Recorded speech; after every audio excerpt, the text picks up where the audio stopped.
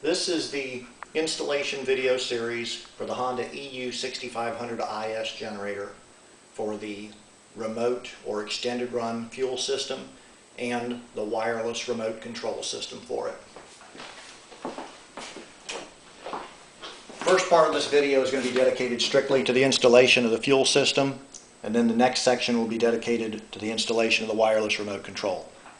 In order to install a fuel system, almost everything that you're doing can be done through this cabinet door. I'm not going to go into detail on installing the wheel kit or the handle kit because that's covered in the Honda setup guide. In order to install the fuel system, first things first, we'll remove the spark plug cover. Incidentally, this kit will work on the Honda EU 6500, EM 5000, and EM 7000. You'll notice that this generator happens to be the California approved version. This kit will work on the California approved version and the 49 state version. The next step, this is not critical that you remove this cover, but it makes it a whole lot easier. It just gives you a little bit more room to get your hands back in there.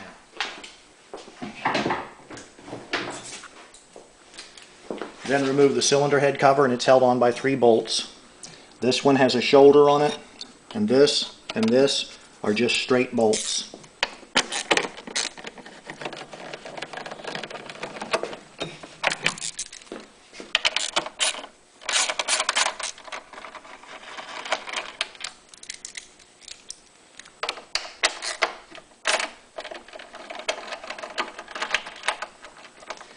So just remove the 3 bolts and be very careful not to drop the washers when you're removing the bolts from the cylinder head cover. This is a breather tube. Simply slide it off the top of the airbox so that when you remove the cylinder head cover, you can slide it all the way out, put it out of the way. The next step is going to be to remove the cover for the airbox, and it's held on by 4 metal clips. Look like this. And they're fairly easy to remove. You simply pop them off with a screwdriver. The back one in here is just a little bit trickier.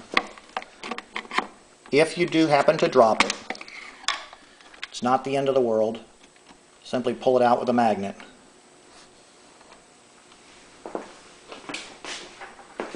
The top rear clip is held in place with a plastic loop, so it will not fall.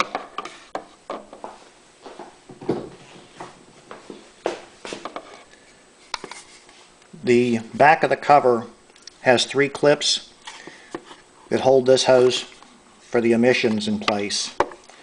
All the hose does is feeds over this, around this, and back over here.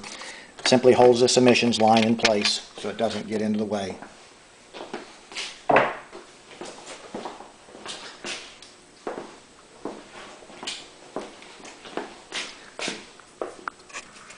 The very back top clip on the airbox looks the same as the other 3, but it fits under a plastic loop in the back of the airbox so that it doesn't fall, and it makes reinstalling it a whole lot easier. It doesn't actually make it simple, but it does make it easier than it would have been.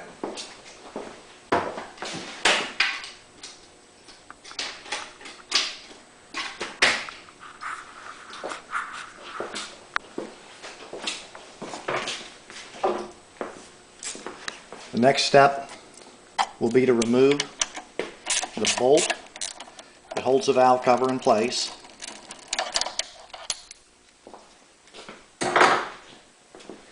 There's a large rubber washer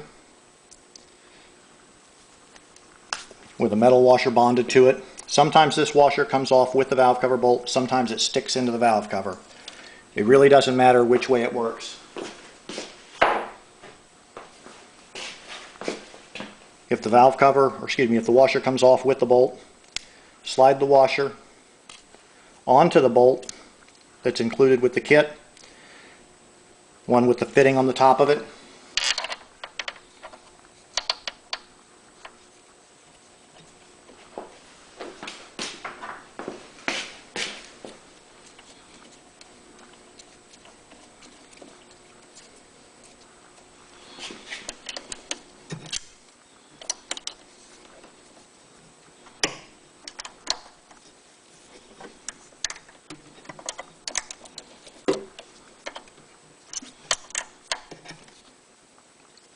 And tighten the bolt down.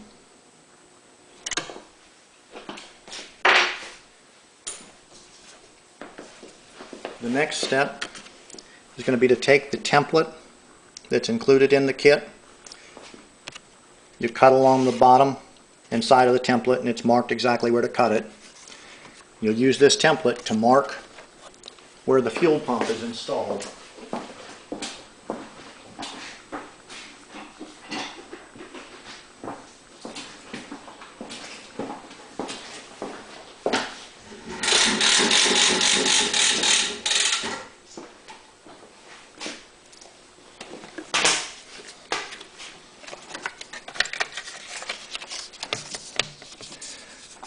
You'll notice that the sheet metal front of the generator has an indentation the same size and shape as this template. So what you'll do is you push the template into place.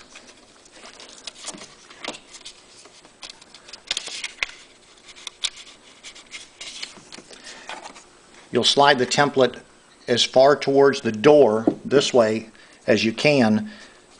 There's another piece of metal from this cover that's folded around and welded on to the front cover. So slide it against the weld and mark where the two holes go. Get a scribe.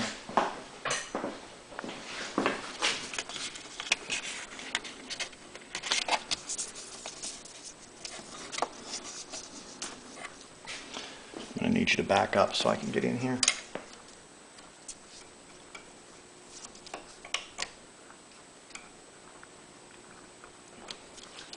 Okay.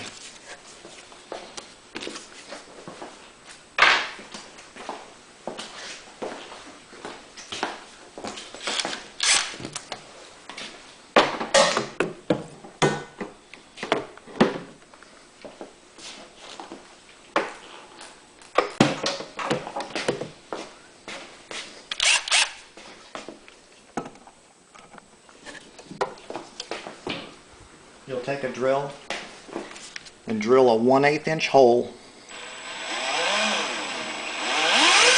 in each of the places that you mark.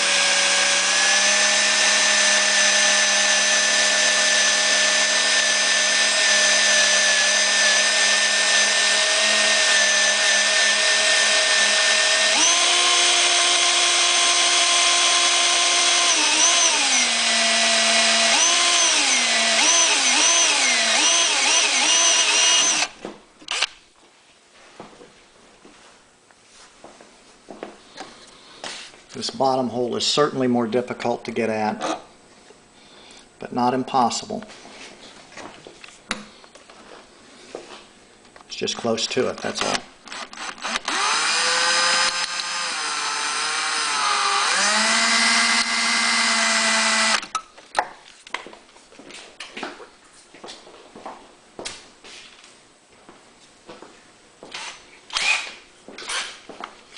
I'm going to cheat just a little bit by using a cut down drill bit.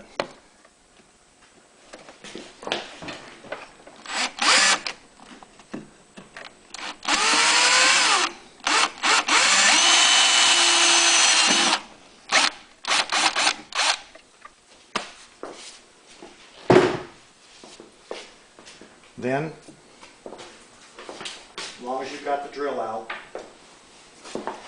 the inlet port for the fuel line, I install it right under this tube because this is a very well protected area. It doesn't matter what happens, even if a ladder were to fall on top of the generator, it would hit this tube and it would not damage the inlet fuel line. If you install it here, the location is critical. Install it directly above the vertical line of the D in the word Honda, and that way it goes in front of the guide for the rubber grommet, and yet it goes far enough back before the boot for the soundproofing around the fuel tank goes into place.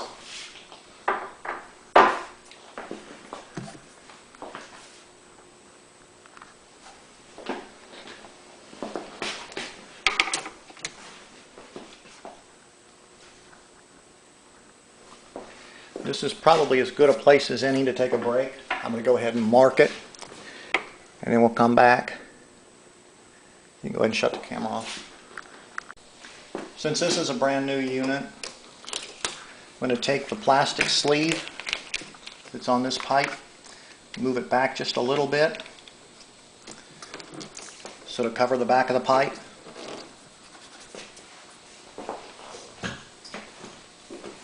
I marked with a punch mark right on the very top of this panel, and it lines up with the vertical mark of the D. I'm just going to drill a pilot hole from the top so that when I drill it up from the bottom, it'll be a lot easier to see where I'm at.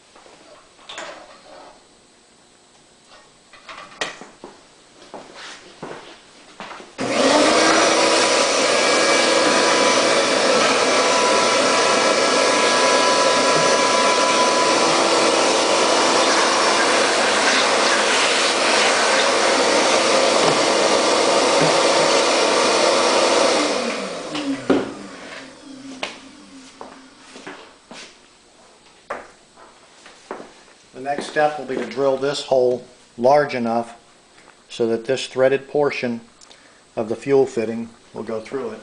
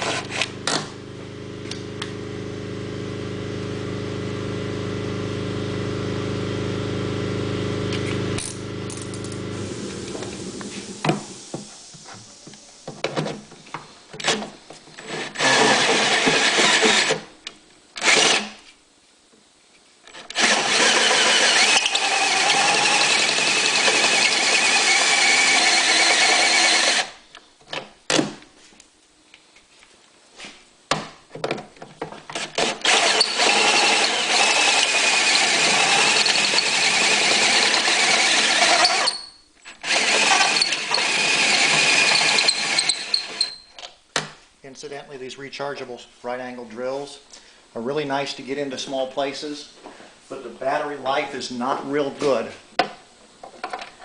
If you're real careful about it, you can drill the hole with one battery charge.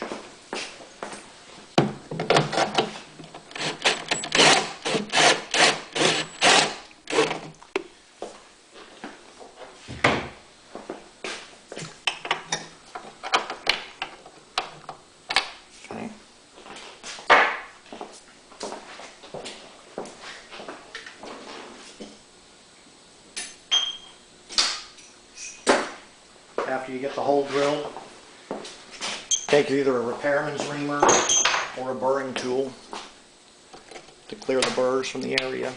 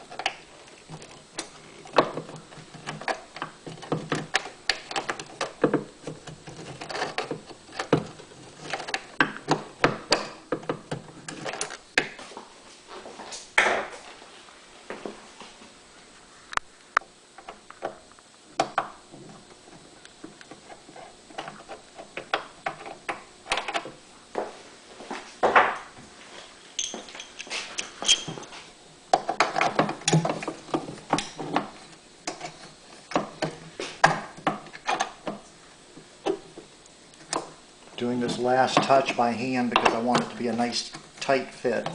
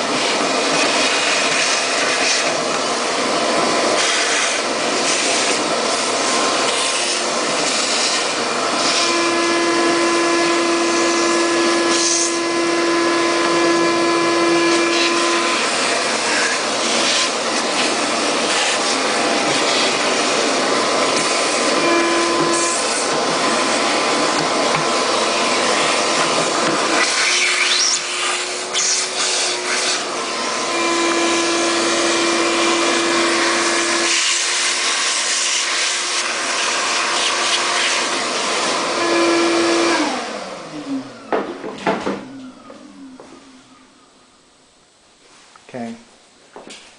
Once you get the hole drilled and deburred, test the fitting that it does go indeed into the hole. Then take Teflon tape. There will be a roll included in the kit.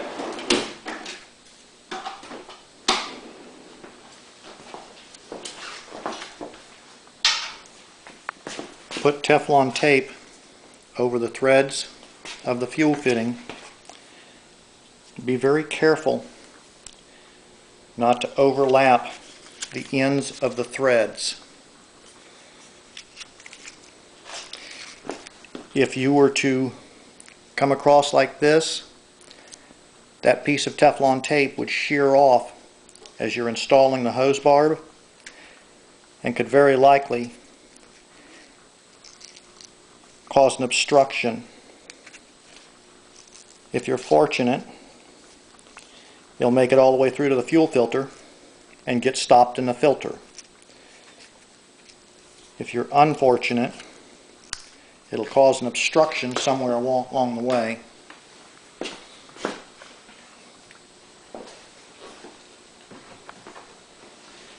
Incidentally, The kit comes with a large washer. This is if you choose to install this fitting anywhere else.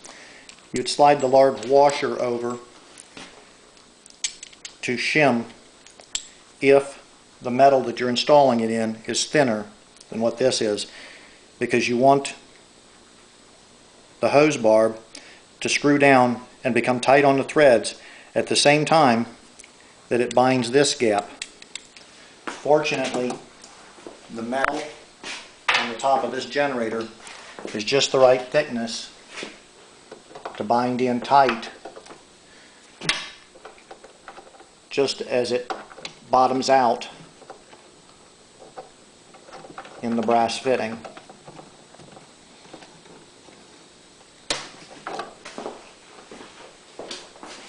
That's probably as good a place to take a break as any. Okay, as I mentioned earlier, when you put the fuel fitting in here, what you're doing is screwing the hose barb onto the bottom of the fuel fitting. The hose barb is obscured behind this.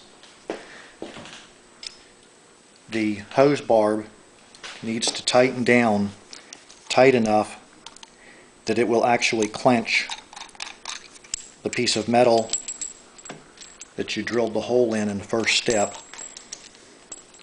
So you'll notice, finger tight, this rattles loose, but when you put the Teflon tape on the fuel fitting, you will then need a wrench to tighten this down tighter. This washer is included in the kits, so in case you do decide to mount it at another location, and when you test fit the other location, if your threads are binding with this large a gap, you would use the washer as a shim also.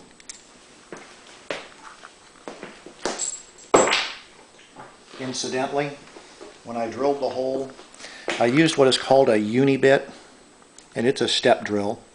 If you use a standard drill bit, drill it to a 1/2 inch size, and then when you go to deburr it, you'll wind up taking out just a little bit more, so the hole winds up being slightly bigger than a 1/2 inch. If you have a uni-bit, that's my preference. If you don't have a uni-bit, you don't need to go out and buy one specially for this. The next step will be mounting the fuel pump, which we've drilled 2 holes in the front to a 1/8 inch size.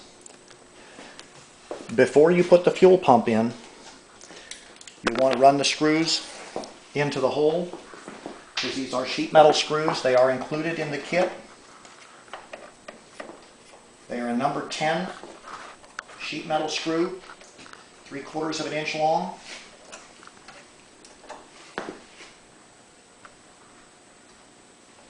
And you'll simply run the screws in so that it cuts threads before you put the fuel pump in, because it's just a whole lot easier. The next thing about it is you'll notice, number 1, this is not a magnetic screwdriver I'm using, so there's no magnetism involved. Use a screwdriver with a sharp and crisp enough blade that it actually holds the screw. You'll notice that this screwdriver and this screw fit perfectly together. It is a number 2 Phillips. If you use a screwdriver that's rounded out, it'll wind up stripping the head of the screw before it cuts its own threads. If you're having trouble, you can drill these holes out to a 9/64 of an inch if the 1/8 inch hole is a little too tight. I don't particularly like to do it that way, but if your screwdriver blade is not sharp enough, you may end up having to. The next step is to go ahead and position the fuel pump in place and put the screws in. It goes like this, with the 2 fittings facing down and this one facing away.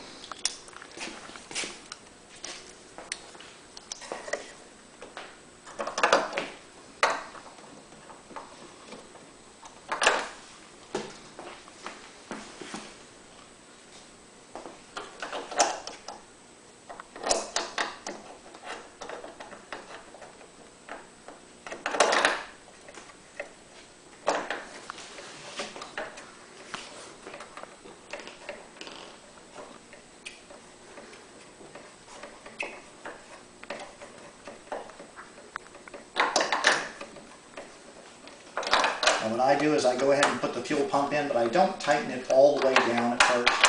That way you've got just a little bit of play to work with.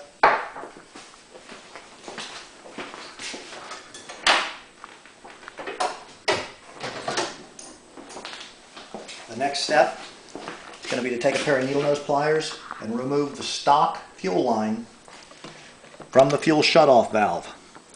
Then you'll move this end. There's enough light on it. This is the stock fuel line right here. It goes to the fuel shutoff line. You'll move the end that went to the fuel shutoff valve to the single port on the fuel pump.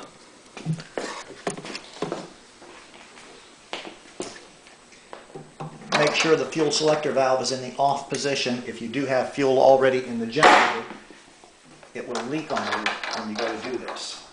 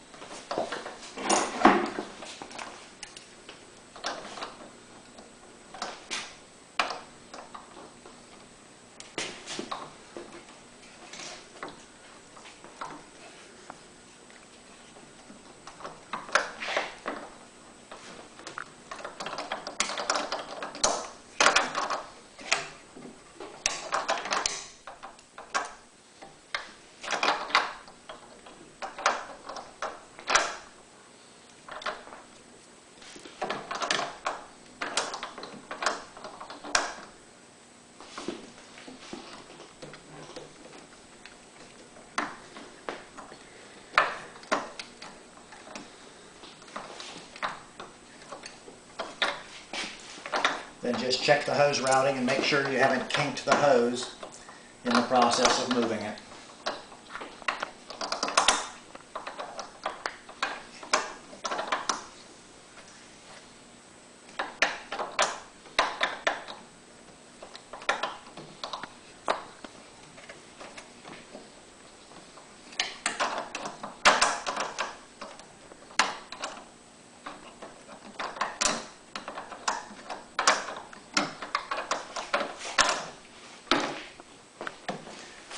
The hose is in place like so.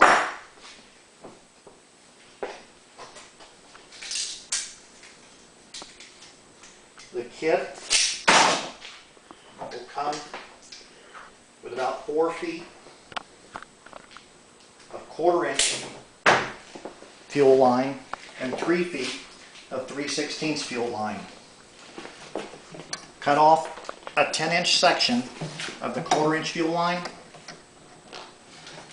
and slide it onto the hose barb that you screwed onto the bottom of the fuel fitting.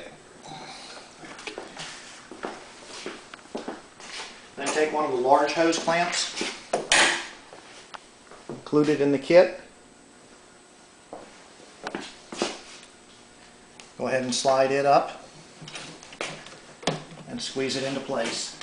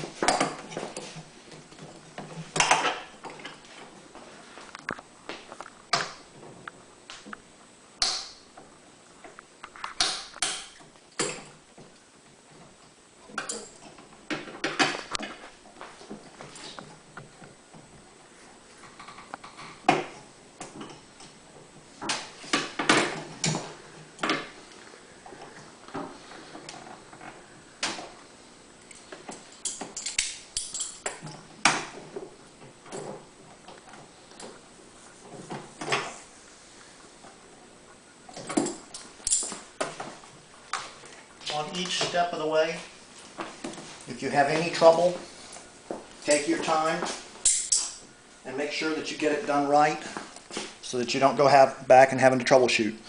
Incidentally, to put the hose clamps on, it's very simple. Get them one click with your hands and then get a pair of pliers and go ahead and squeeze them on down. Do not be concerned that you're going to break these clamps. I have never actually broken one. And number two, the kit contains extra ones. But it is certainly easier to take extra time and make sure that you're doing it right. That way you don't have to go back and correct any problems. That's probably as good a place as any to take a break for now. Okay, in the first step, or excuse me, in the last step, we went ahead and trimmed this hose to 10 inches before we fitted it in place. Now that it's on, you want to look at the hose and make sure it lines up reasonably close to being with this gap through here, because that's where you're ultimately going to try and route it. You'll take a 1/4 inch T connector and see where that's going to sit. This hose actually needs to be trimmed about 1/4 inch. It's not critical that you trim it that 1/4 inch, but it makes the kit look a lot nicer if everything is routed properly. It doesn't look so much like an afterthought.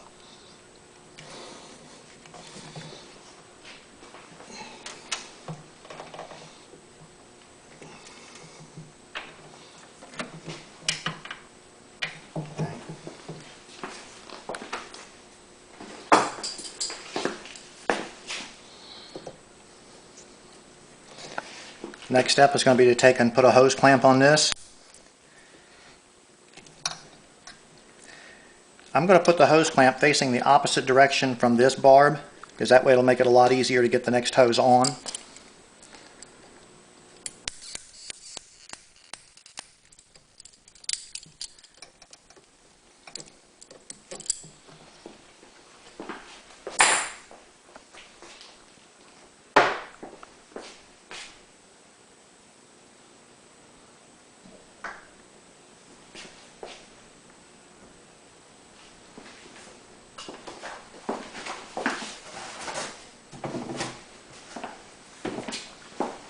Coming out of the bottom of the fuel tee will be a 7-inch section of hose.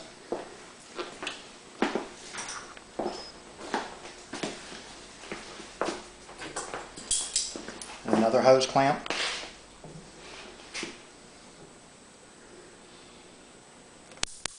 And again, this hose clamp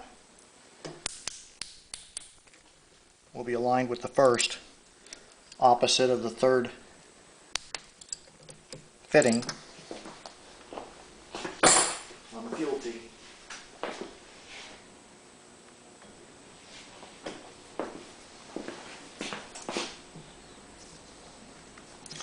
The 7-inch section of hose gets a fuel filter. You'll notice if you look at the side of the fuel filter, there is an arrow. It points in the direction of fuel flow. So make sure that the arrow is pointing in the right direction when you put it on. And this also gets a large hose clamp.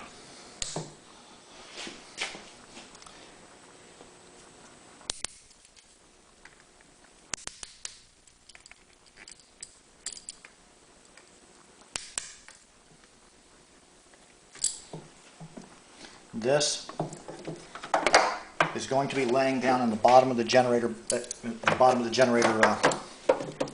housing area, just below the air filter. So it will be visible so you can tell if you got fuel flowing through it.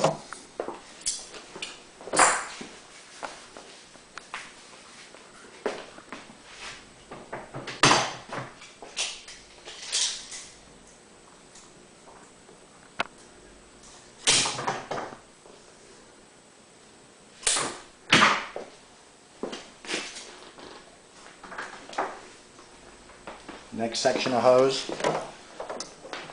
be going on to the third fitting, and it also gets a hose clamp.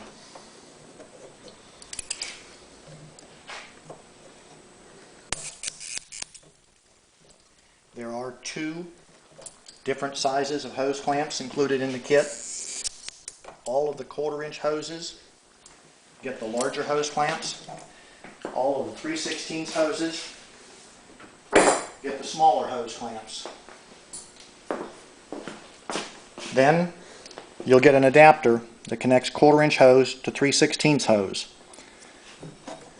Put the adapter into the other end of the 3-inch hose and use another of the large hose clamps.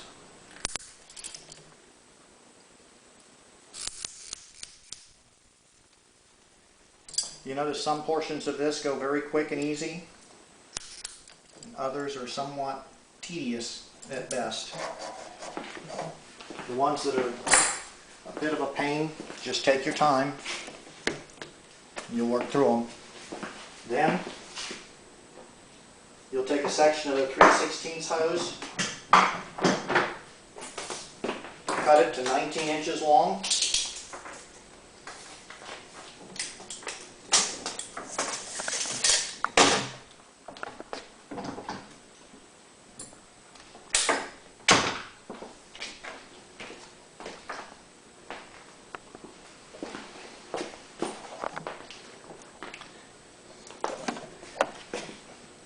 fit it to the 3/16 to 1/4 adapter. This will be the first of the small hose clamps. Because this is 3/16 hose, we'll use the smaller clamps on this. Incidentally, the hoses are a lot easier to fit onto the plastic fittings if you dip the hose in a little bit of gasoline or light oil. It just makes it a lot easier to do. So now you've got one hose running from your external tank, quick disconnect, into the T-fitting. This hose will now connect to the original fuel shutoff valve.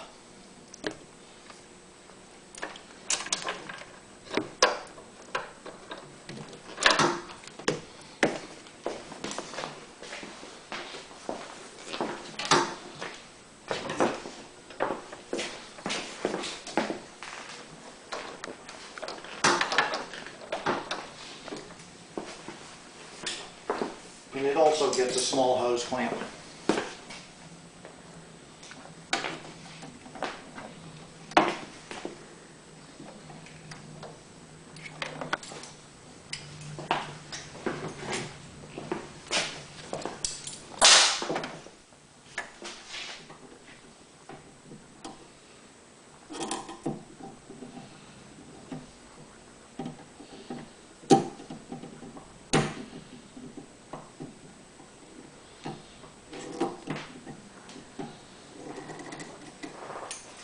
This particular hose, you're very likely to end up adjusting later, because remember, the airbox goes on here. It'll most likely wind up running a pattern similar to this. That way it stays away from everything and does not get kinked. We'll cover that in more detail when we do the final setup on it.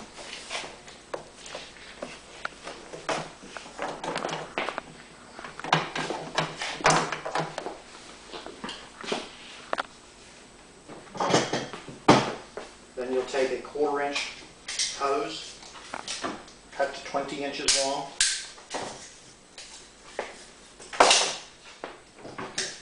One other thing, you might want to cut these hoses just a little bit longer than the end size needs to be, because that way if they're just a little bit short, or excuse me, if they're a little bit too long, you can always cut them shorter. But if you cut them too short to start with, you won't be able to lengthen them. Slide this piece of 1/4 hose onto the output of the fuel filter. Use another hose clamp. Again, this being the larger hose, it'll be the large size hose clamp.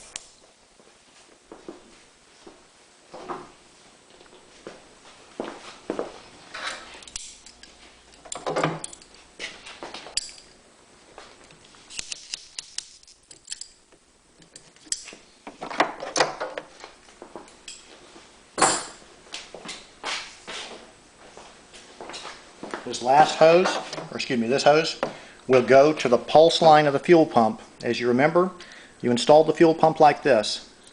This is the output. It goes to the carburetor. You move the stock fuel line from the original fuel selector valve to this port. This one is the pulse port, and that'll go to the pulse fitting that was installed in the cylinder head cover earlier. This is the fuel input, and that's where this hose will go.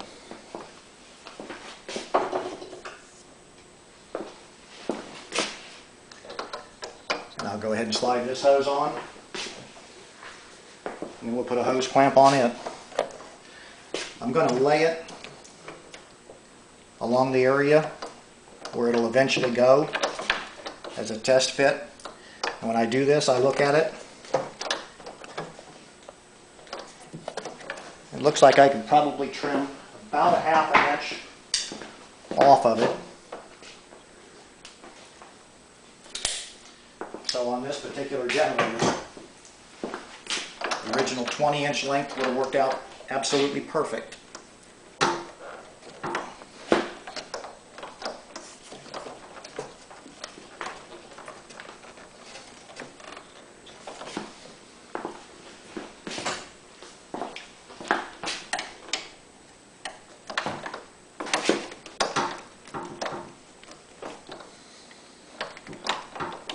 Okay. And now I'll take a large hose clamp and put it onto this hose. And this is why I leave the fuel pump loose for the initial setup, because it's a lot easier to get the hose clamps and hoses fitted on when we got just a little bit of play. And take a pair of pliers and go ahead and squeeze this clamp down tight. And that's probably as good a place as any to go ahead and take a break.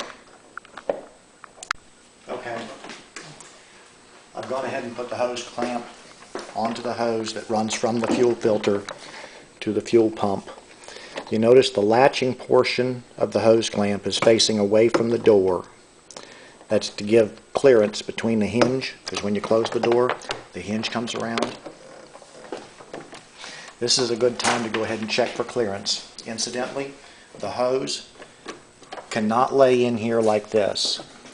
If the hose lays in here, the bottom hinge will catch it. The hose has to go right here by the airbox, and in the cover of the airbox has a flange that'll hold the hose in place. But with the hose in place, go ahead and check the door, make sure it closes. If it does not close, if this door or if this hinge hits the fuel pump, that means that you mounted the fuel pump in the wrong place. If it is so close to the hinge that it actually hits the hinge, then it's not the end of the world, because there is enough room to re-drill these holes. About, if it hits, you'd need to go a good 4 millimeters away from the door. That's the reason why whenever you're putting the template in, make sure that you've got the template butted up against this weld line, not against the outer edge. It just butts right up against this piece of metal that's welded over the front flange. If you put the template right up against that, it'll work nicely. The next step is to go ahead and install a piece of 1/4-inch hose to the third fitting on the fuel pump, and slide a fuel clamp or hose clamp in place. Go ahead and clamp it down.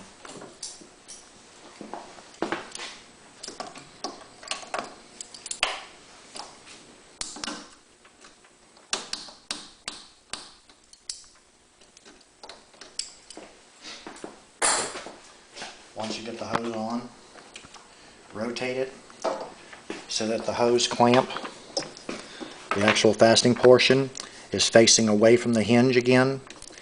It'll be right back into the corner. Once all that's in place, you can go ahead and tighten down the 2 screws that hold the fuel pump into place. When you tighten down the fuel pump, push it further into the generator, you'll notice that the screws that go through the holes in the fuel pump are number 10 machine screw, and the holes in the fuel pump are actually 1/4 of an inch, so there is play.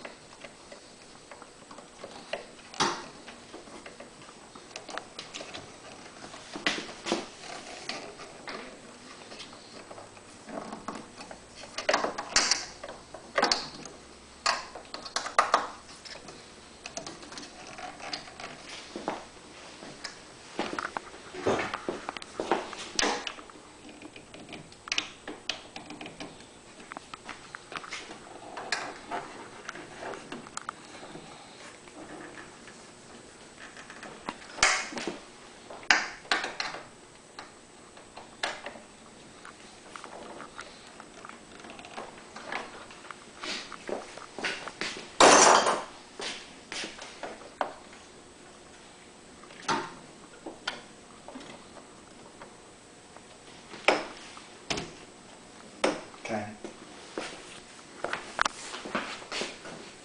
Next,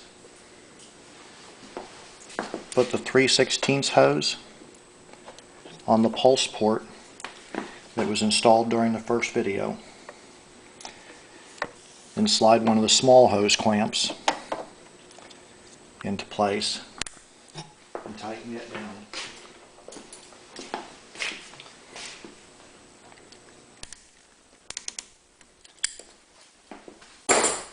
Ultimately, this hose and this hose will be joined together, but we're not going to do that yet until we get the cover over the cylinder head and the spark plug cover in place. This is the cylinder head cover that was removed in the first video. You'll feed the pulse line through it and crankcase breather hose.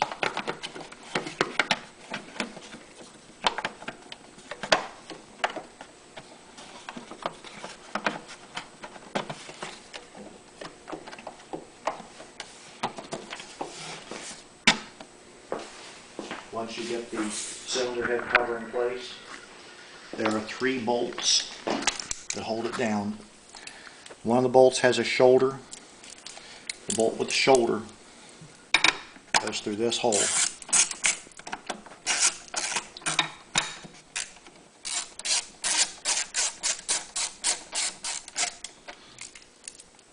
The 2 bolts without shoulders have flat washers that are prone to falling off.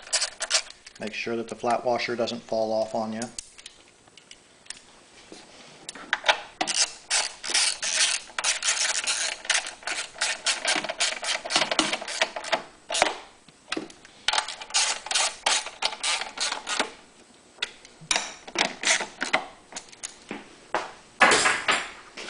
Then take the breather hose and put it back on the spigot on the airbox like so,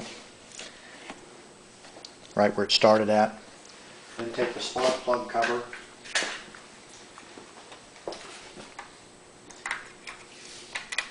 and you will trim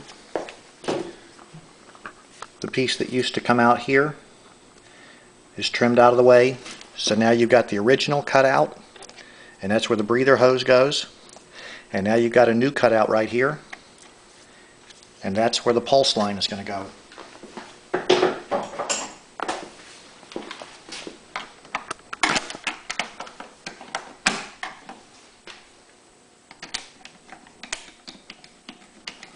You go ahead and tighten down the Phillips head screw that holds the spark plug cover in place.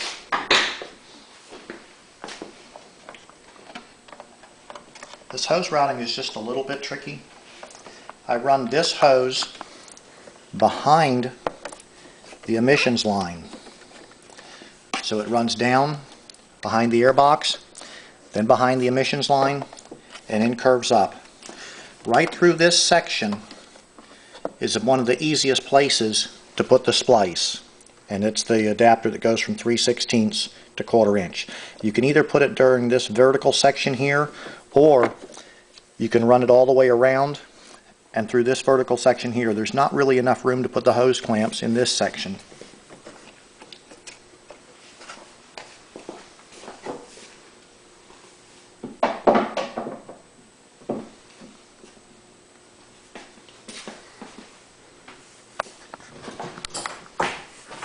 So what I'm going to do is take the original section of hose. If you check the printout that comes with the kit, it lists this hose as an 8-inch section. What I'm actually going to do is trim it much shorter and put the vertical section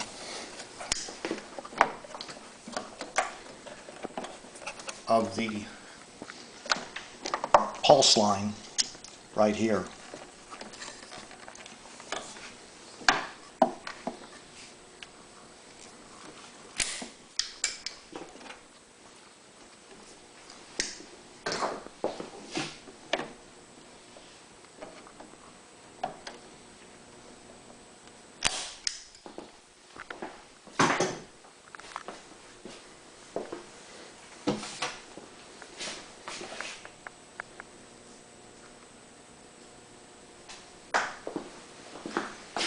So you'll take an adapter,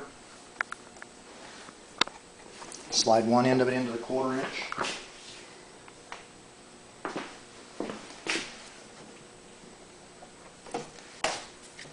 and the other end of it into the 3/16 hose,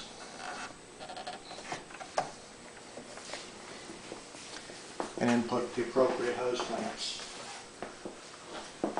1/4 inch hose gets a large clamp.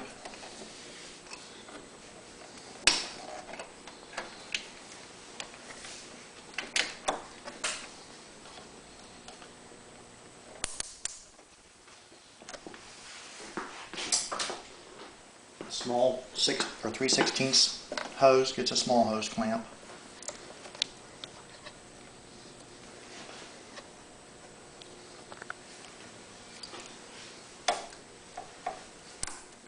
And these will be a little bit tricky later on to negotiate your way around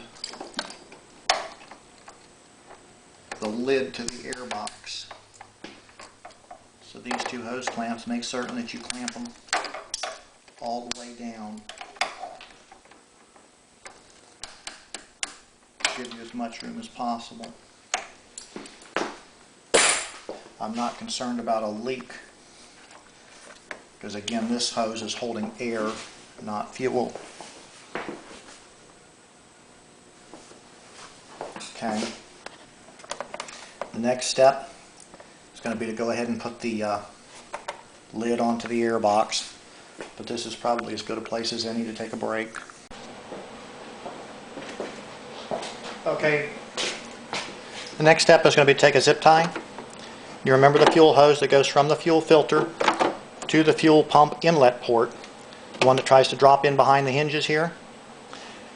Strictly to make it easier to do the rest of the assembly, I put a zip tie holding this fuel line to the pulse line. And this zip tie does not have to be very tight.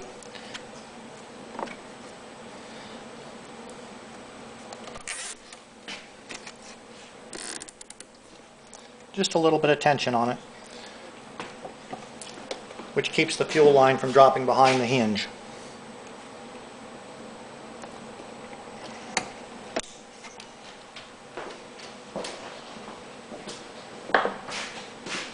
The next part of the job,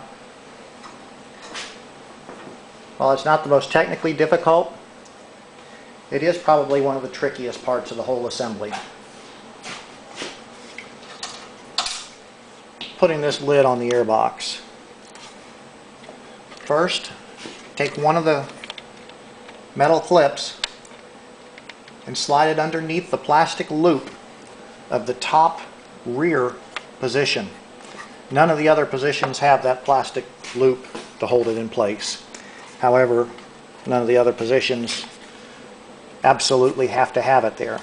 You'll notice that the emissions hose has 2 factory bends pre-formed in it. Put the lid to the airbox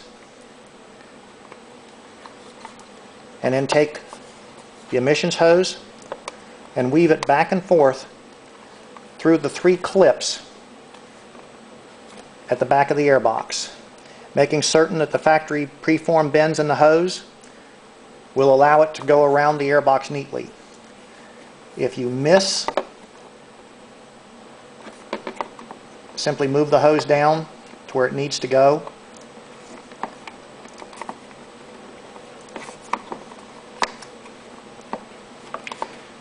The bottom, if you make a little bit of a gap underneath this clip position, it makes that clip a whole lot easier to install. And trust me, any advantage you can get helps. Then take the lid to the airbox and press it into place.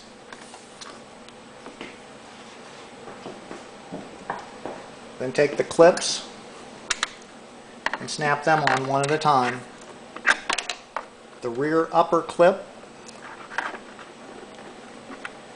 just slide it forward from the plastic loop and snap it into place. The lower rear, however, is probably the most difficult to get into place. What I do is I take a pair of needle nose pliers, long a pair as you've got, and a flashlight, and do my best to get it in place without dropping it.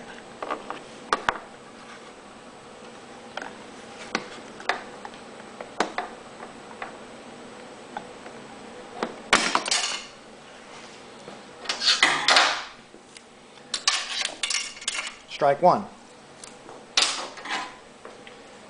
Try again.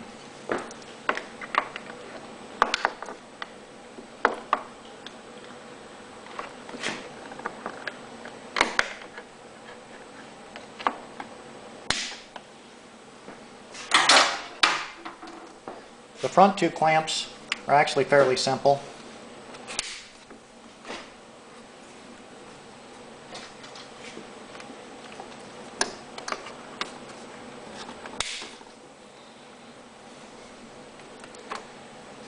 Okay. After you get the clamps in place, take the emissions hose, snap it back into the factory retainer, and take a flashlight and make sure that the emissions hose isn't pinched anywhere along the way.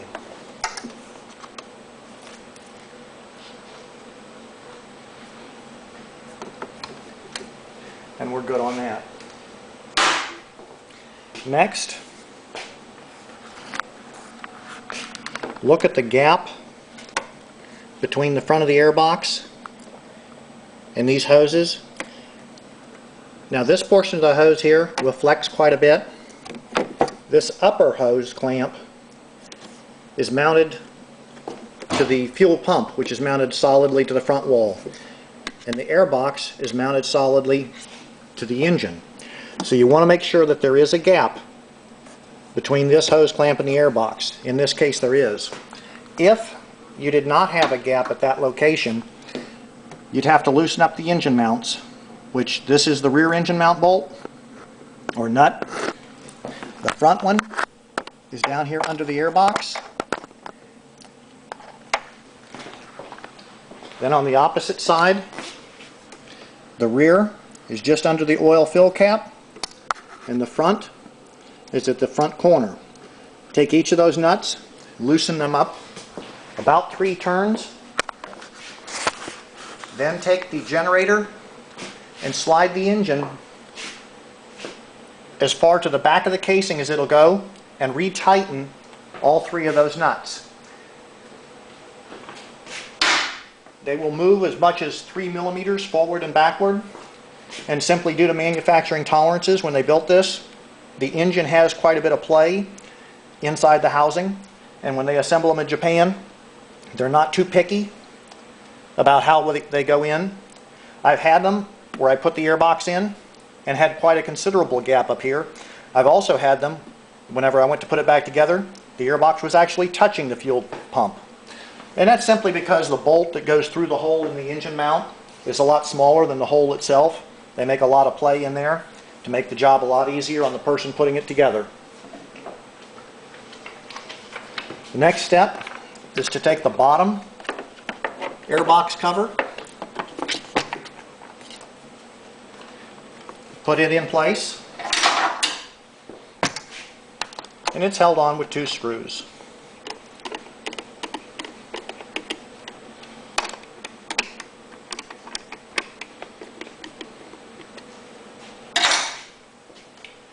Then take another zip tie, take the fuel line that goes from the 3/16 to quarter adapter and put a tie wrap holding it against the emissions hose. And again, this tie wrap doesn't need to be really tight either. Just enough to hold the hose in place so that when you go to close the door, you don't have any interference.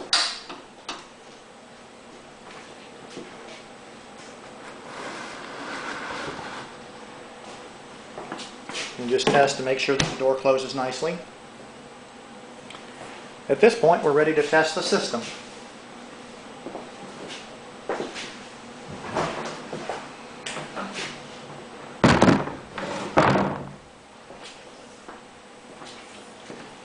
In order to use it, take the fuel hose that's supplied with the kit and make sure that the fuel is flowing in the direction of the arrows on the prime bulb, which means from the fuel tank to the generator. Take one of the quick disconnect fittings, connect it to the fitting that you installed on the generator. Take the other quick disconnect fitting and connect it to the fuel tank. If the fuel tank has a manual vent, make sure and open the vent on the gas cap of the remote fuel tank. Once it's hooked up, take the prime bulb and pump it. Make sure that you see that you've got fuel flowing through the fuel filter. Continue pumping it because the fuel is going to flow through the filter, up into the fuel pump, then from the fuel pump into the carburetor. So once the prime bulb becomes firm, all the air has been worked out of the system, or at least most of the air has been worked out of the system. And then go ahead and start it up and see how it runs.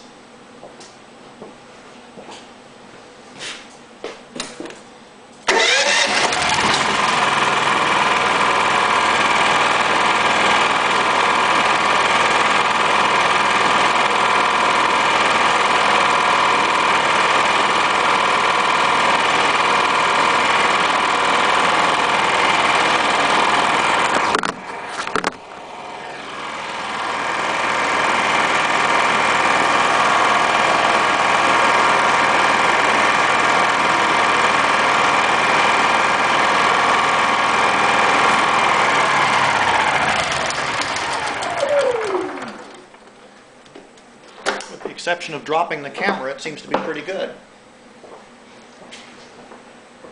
The final step will be to take the decal with the instructions, just in case the operator of the generator is not the same person who assembled it. This simply tells you how to operate the remote fuel system. If you wanted to run it off the stock tank, simply follow the instructions in the owner's manual.